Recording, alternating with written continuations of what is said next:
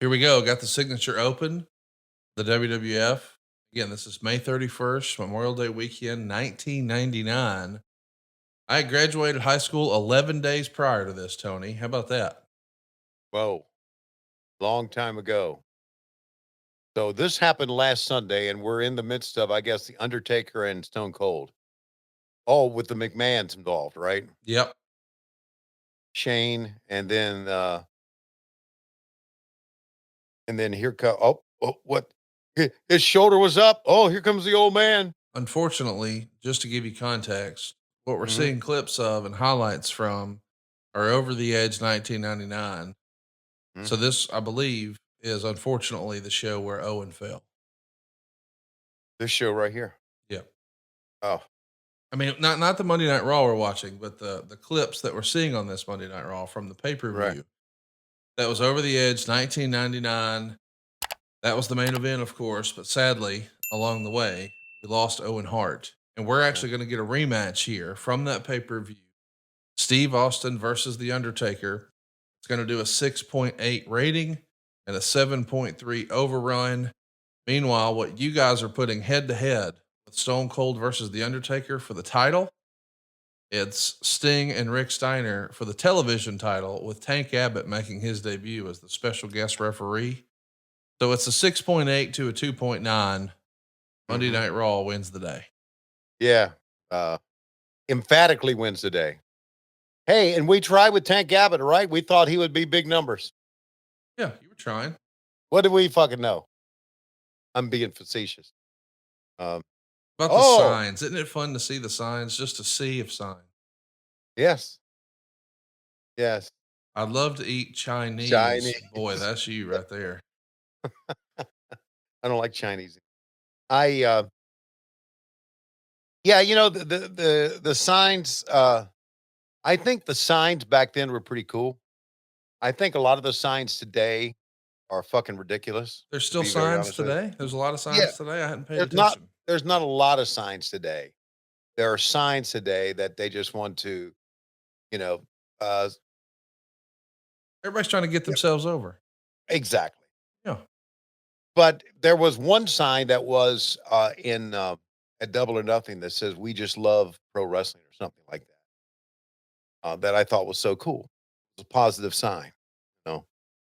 You know, people try to put up signs says Cornette is God, or they just trying to be Imagine seen. bringing that to an AEW show. Yeah, yeah. How about that? Huh? Bringing that to an AEW show. There's China. Yeah, unfortunately, Big Boss Man right there with her. I was thinking, man, how many people are no longer with us? Because there's Paul Uh Bearer, there's Viscera, Boss huh. Man, there's Test, there's China. Goodness gracious. Yeah. They've got their own little faction going. There's that "I love to eat Chinese" sign again. No, turns out that wasn't Test. That's Triple H doing his best Test impression. I didn't know he dressed like that with the titties out. Look at that. That's a look. I'd love to see him show up to a WWE press conference dressed like that. Okay, so this is pretty weird. Yeah, that's the symbol, as the way they would try to train the fans at home. It's not a cross, it's a symbol. Uh, It's fucking stupid is what it is. well, you know what?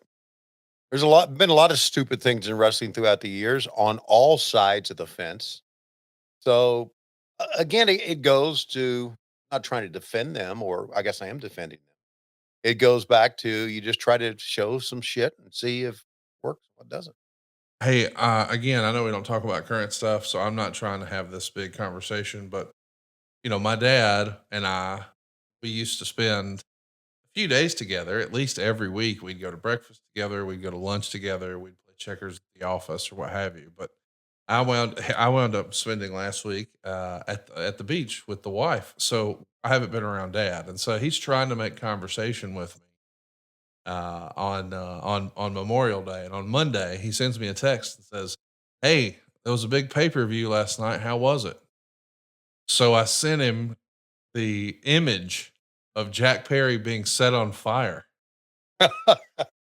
And he goes, "Son, is that guy dead?" I said, "Dad, I hope you're sitting down, but not only is he not dead, he won the match."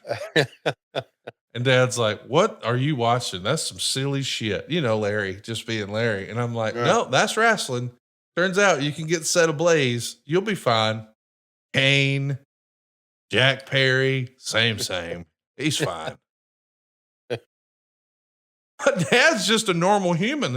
Is that guy dead, son? No, dad. In fact, he won.